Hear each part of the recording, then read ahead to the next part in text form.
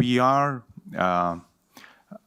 I think, in a paradigm shift from the ICT for development paradigm to a data for development paradigm.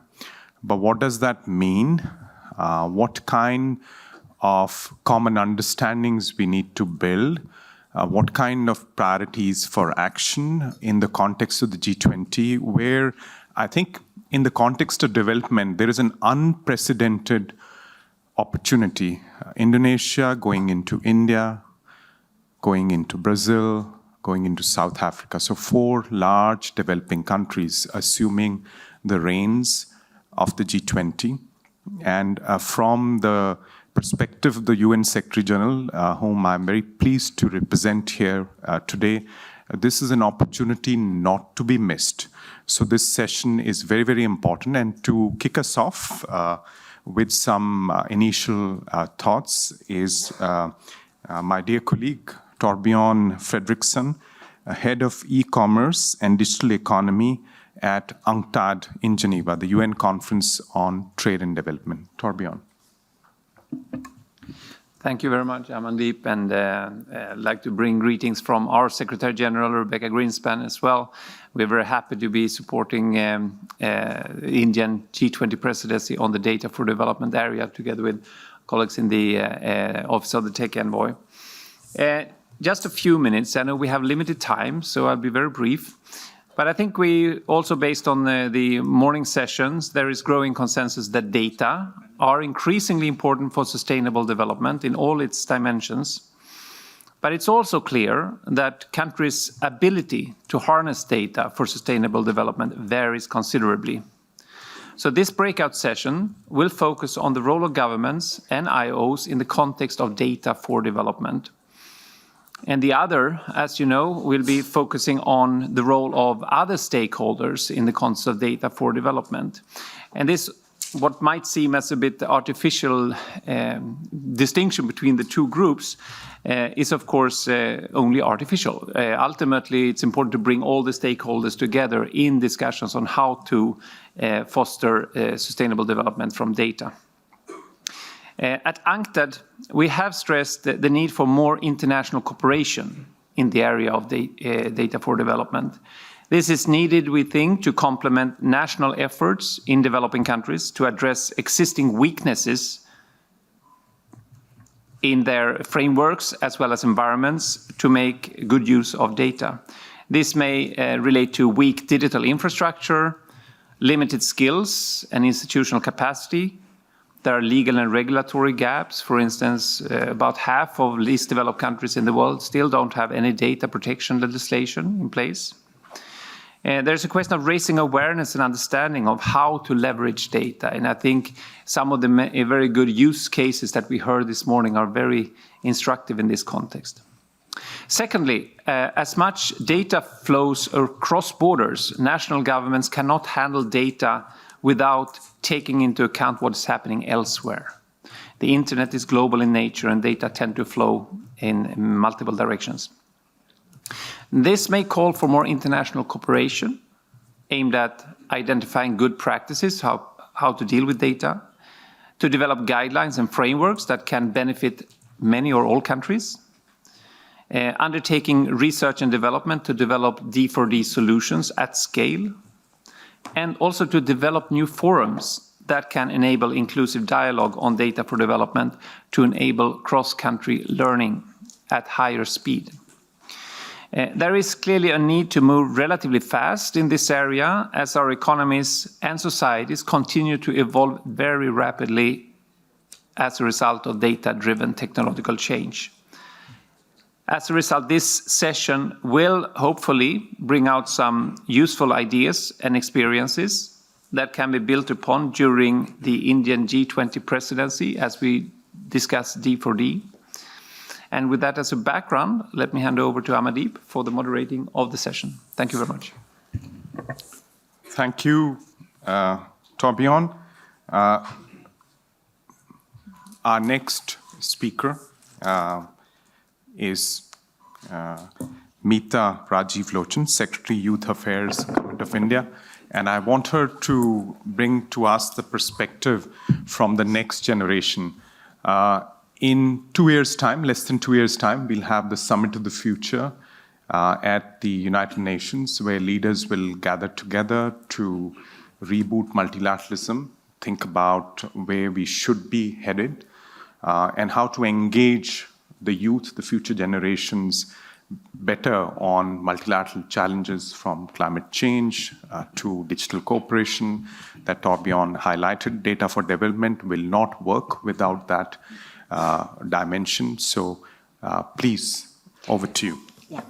Thank you so much. Friends, in this session, I think this issue of role of governments in data for development is so important. And when you look back at the kind of achievements that India has had in the last 10 years, in so far as they have been able to use data to bring about good governance, I think the outcomes speak for themselves, which have been highlighted by many speakers in the past sessions.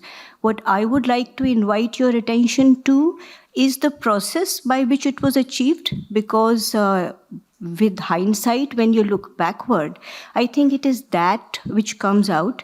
When you look at the Aadhaar, that's the unique identifier, and the Unified Payments Interface, that is the UPI, these projects were made possible because of the robust nature of stakeholder consultations that went on in designing and launching those particular projects.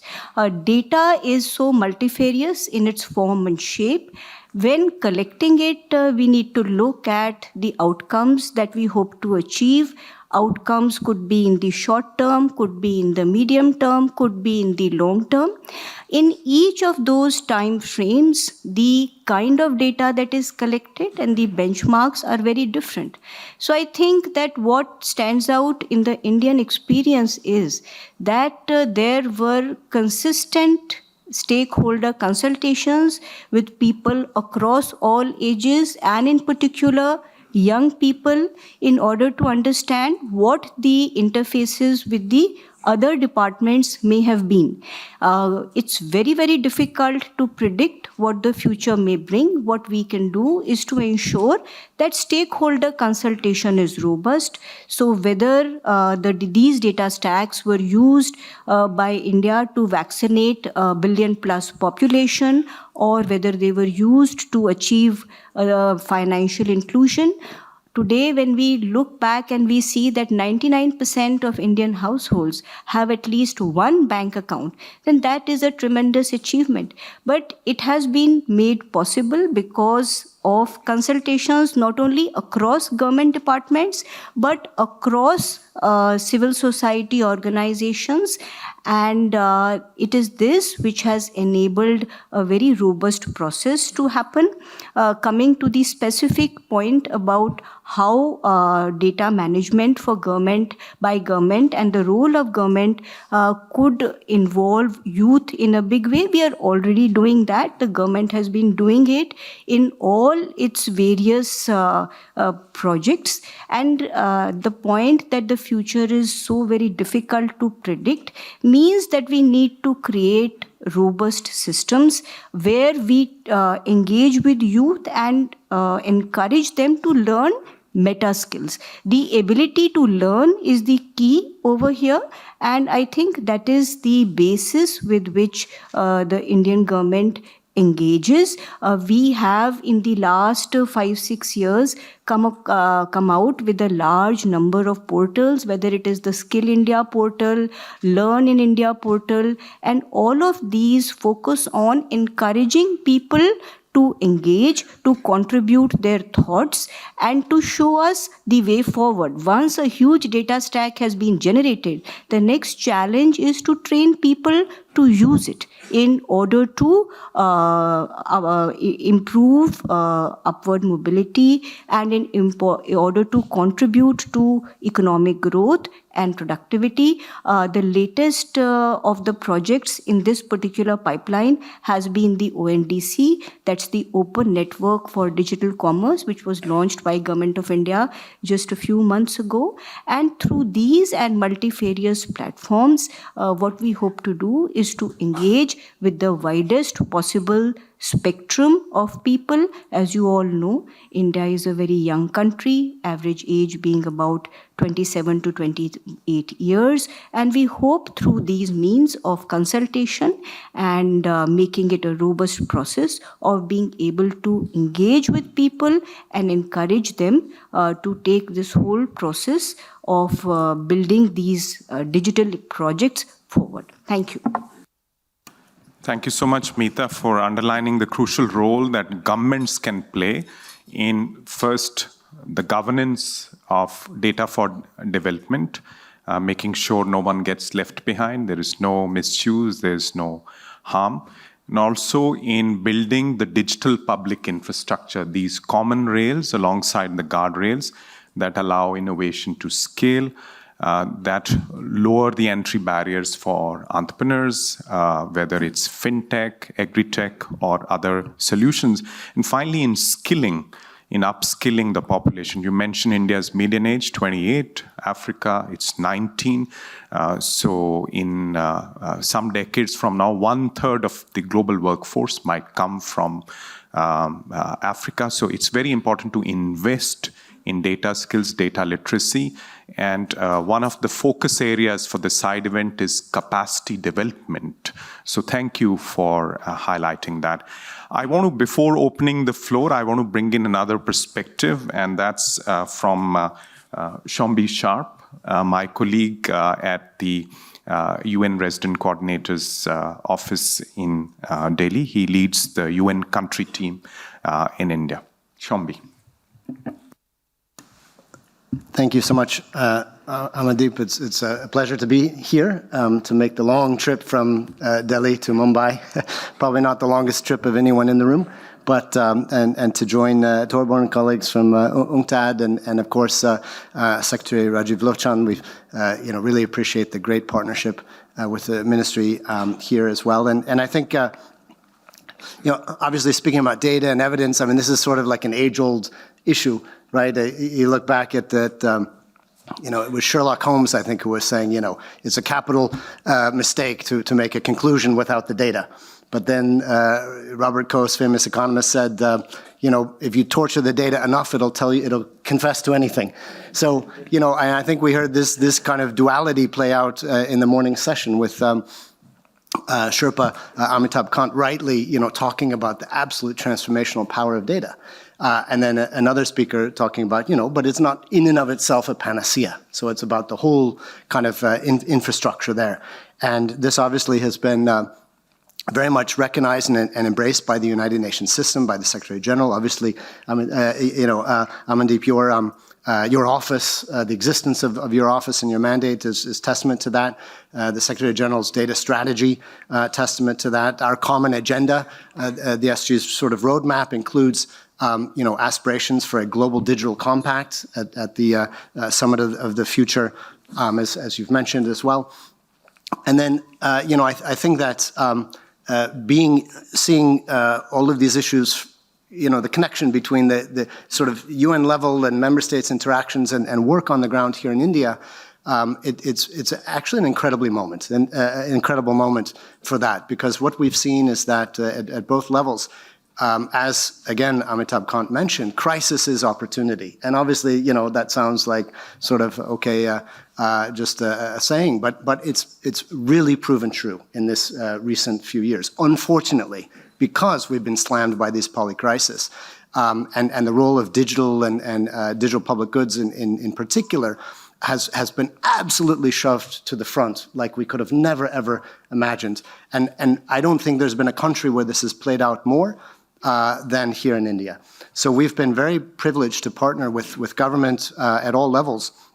First of all, in some of what Sherpa was speaking about this morning, creating the background architecture of good governance. So we've partnered with Niti Aayog and the Ministry of Statistics on helping to create this SDG, this India SDG index, which was kind of the basis of providing this.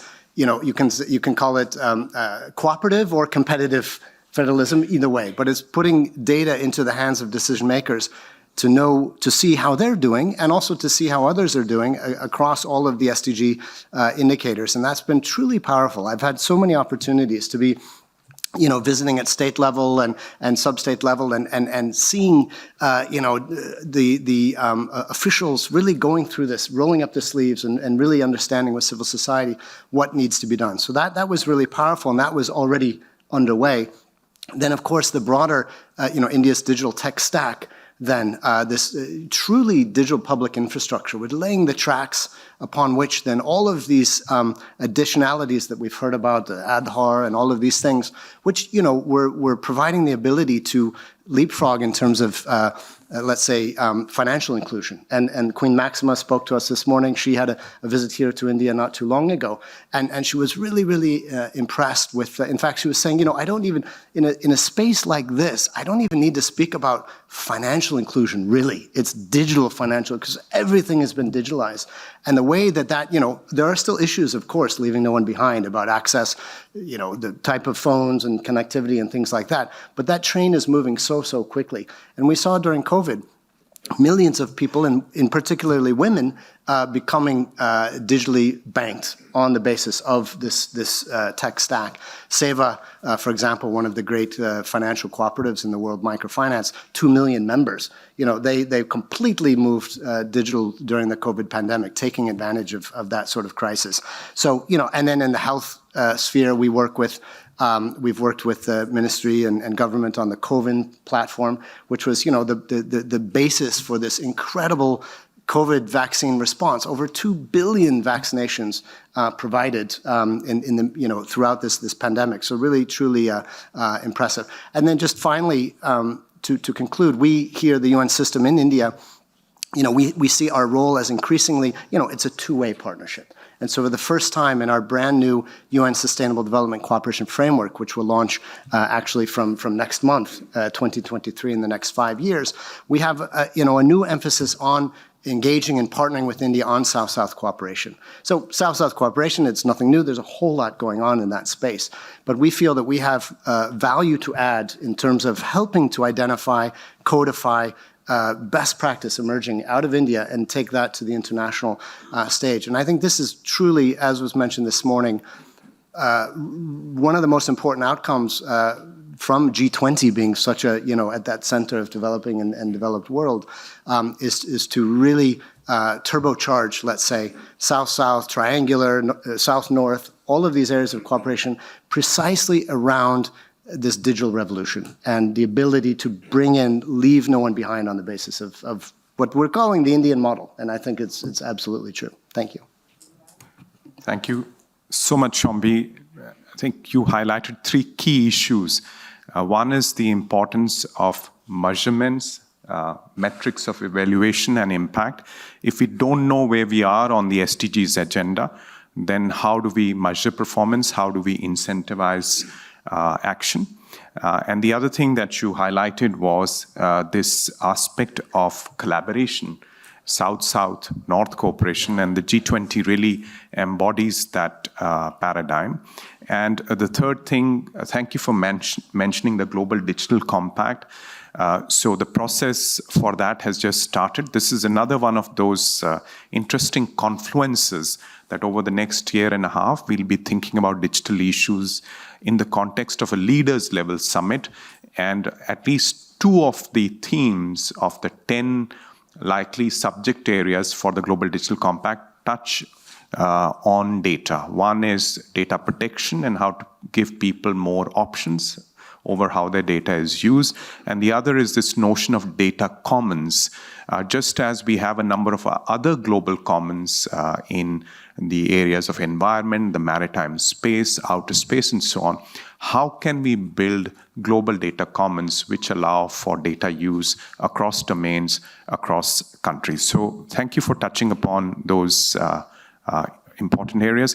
Now I want to open it up, and I want in particular those of you who are representing governments and international organizations, since that's the focus of this event, to address these issues, looking at one, what is the common understanding, what is the common framework that we need to move from this ICT for development paradigm to the data for development paradigm, whether it's in the nature of G20 principles or another type of a conceptual framework that's non-binding, but that's inspirational, motivational. Second, how can we enhance this cooperation, this sharing of interesting use cases, the learning that they present both on the metrics, measurements, impact evaluation, real-time fine-tuning of policy, but also on using big data and AI to drive innovation. Third, how can we build capacity? Mita, your point, the skilling side, how can we connect various efforts and have more of a global impact? And then finally, how can we move on specific areas of the SDGs where we are lagging behind? Agriculture and food security, health, the green transition, where the urgency is there, where data can be leveraged to accelerate progress. So just some guiding questions, but I'd like to invite you to please pitch in, keep your comments concise, and then we will try and engage the audience at the back as well. I just want to make 2 quick points as far as G20 initiatives are concerned. The entire debate around open innovation, around accessibility, inclusiveness, as far as governments are concerned, much of this depends on the classification of sensitive and non-sensitive data. And based on what is, because then only what is accessible really will come out. So I think for G20 to develop a common understanding on sensitive and non-sensitive data will be a great start point. Then build on it at the global level, because without that, really, rest of the steps are really building on this classification.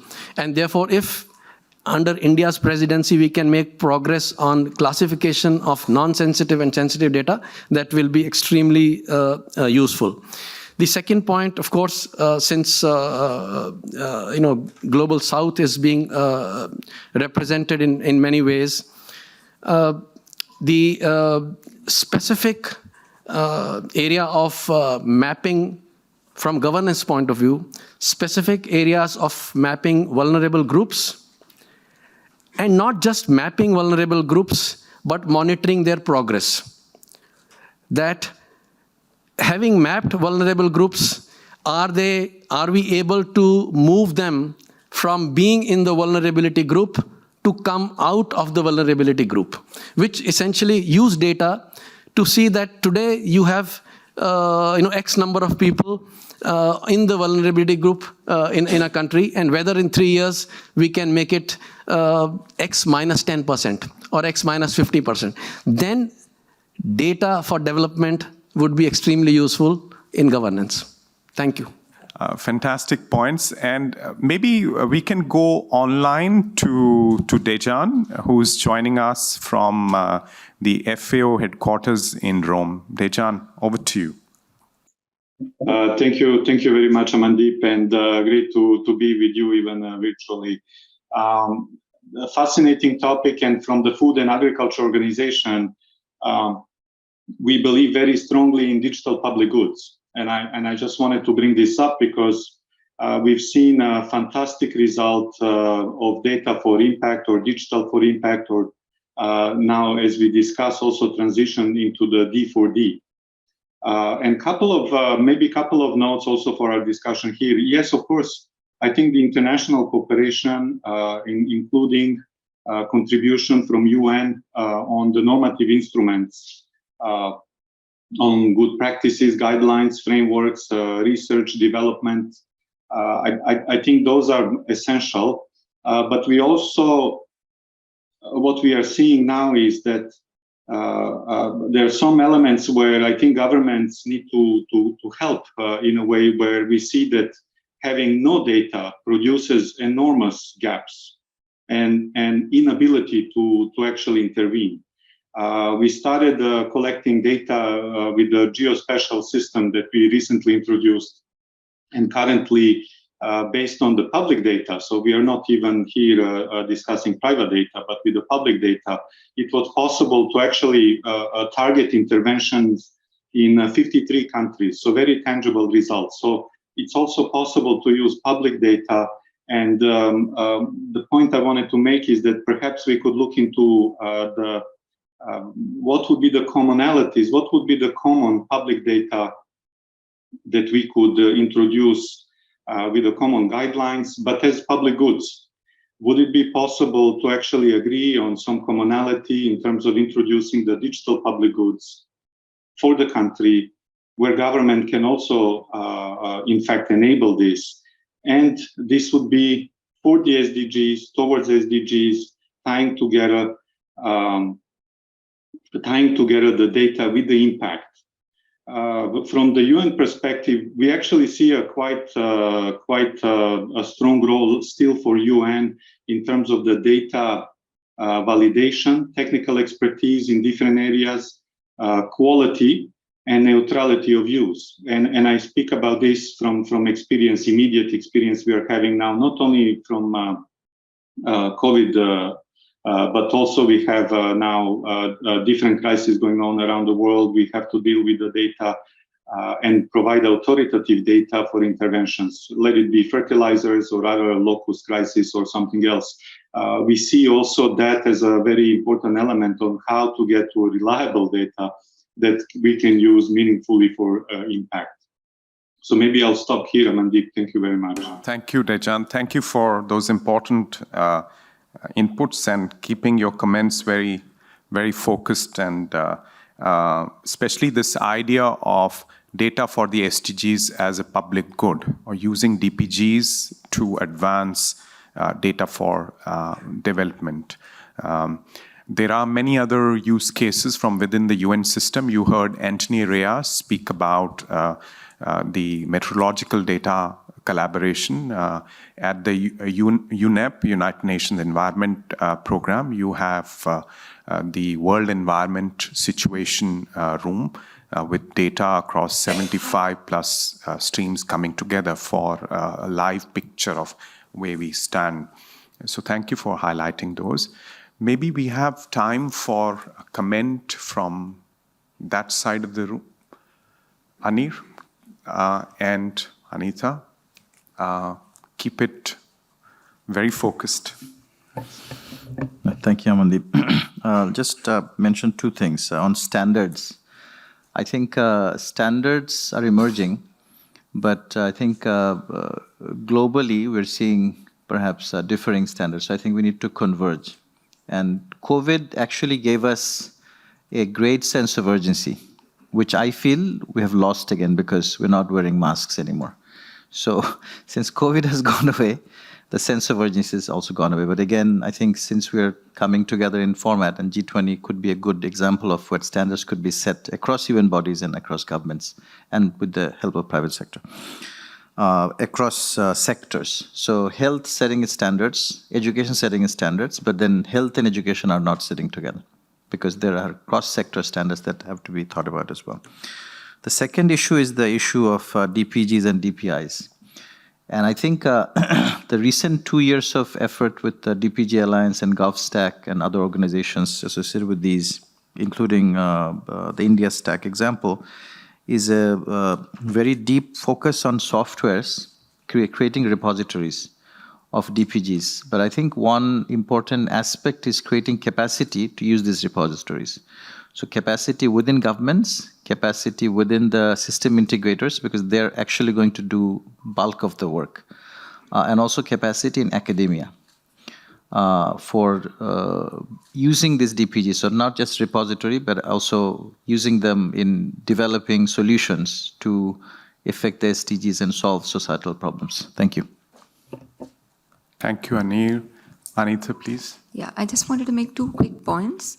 The first is that the general data protection regulation experience in Europe has shown that while classification of data is important and we do have to respect personal sovereignty, It's also useful to move beyond classification of data into personal and non-personal data sets by envisaging the harms, downstream harms and benefits, and to actually evolve standards where use, purpose, and processing related conditions can be envisaged and visualized. This is because even when sensitive data is anonymized, it's always possible to re-identify, and there can be downstream abuse.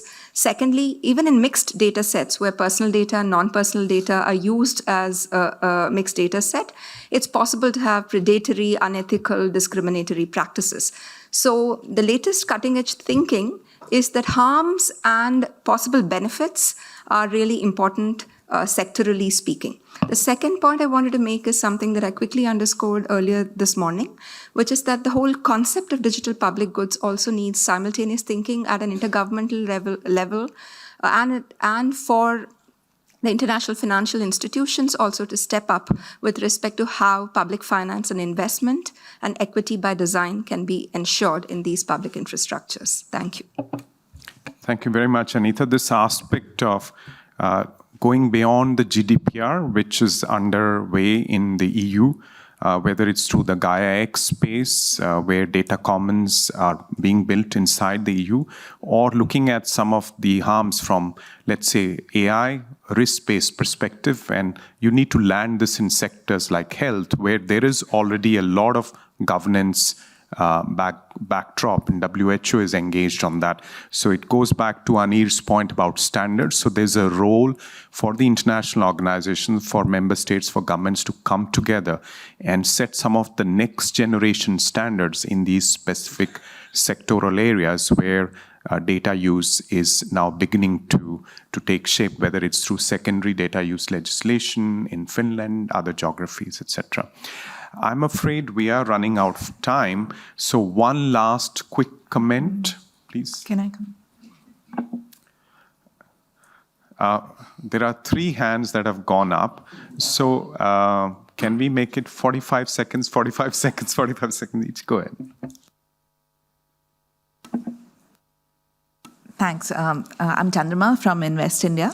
I just want to, because it's now 45 seconds, I just wanted to highlight a use case from the Government of India on how we have actually digitalized the entire project ecosystem in the last couple of years and how that data is being used for effective governance, and also highlight some of the learnings. I'm not sure if it is widely known, but in the height of COVID first phase, we launched the first digital repository of all infrastructure projects in the country. And that allowed the policymakers for the first time to know what projects are at what stage, conceptualization, development, implementation. And that is now being used to monitor the physical and financial progress for development and also being used for budgetary allocations. That actually also allowed us to learn that how many silos are present in the government, because different ministries were reporting different figures for different reporting purposes. We also realized how many different monitoring mechanisms were there. There were 5-6 monitoring mechanisms being used at the highest levels. And there was different data also being reported, not for any malified reason, but because there were different people reporting for different portals. So that is one of the challenges governments have to face when new portals start getting created, to ensure that the quality of the data remains same throughout, because that would allow the right decisions to be taken. So now we are in the process in the government to actually merge some of these portals. So that's a massive undertaking that is being undertaken also under the PM Gati Shakti Unified and Comprehensive Plan, where all these portals are being merged. Different MIS individual portals within ministries are also being merged. So we would have one system that would be monitoring the development and also the monitoring aspect at the highest level. Thank you so much. That Sure. It's a very nice use case. Very quickly, please. My name is Brajesh Singh. I'm working as Additional Director General of Police. I have a very simple suggestion of actual implementation of data as commons. So for AI to make sense of data, it needs supervised models which are created through machine learning. Now, while cross-border data flows may be difficult, but let's say for health data or for satellite data, we can have annotated data sets. And these annotated data sets can be then used to create models. And these models can then be freely shared. So it will cut the development cycles to short and would make AI models very easy to develop. Thank you. Thank you so much. Last word is yours, sir. Thanks. So I'm coming from the other side and not from government. I come from the side where data gets built. I represent a founder of IT company, Mastech, and founder of NASCOM, having lived this world for 40 years in IT and seen how difficult it is. How nice to see now everybody's talking of data from punch cards that I used to do. But coming to the point straight, there are two things I observe from the work that we have done. We means my company has done in G20 countries, in fact, with government. Two things. One is the silos issue. Is a major issue. If we don't tackle that silos issue, the effectiveness of data will not be realized. So I don't want to mince more word than that, but it's a major, major issue. And second point, which is related to silos, is having worked with government to build IT systems, I will not talk about those because that's not a time here.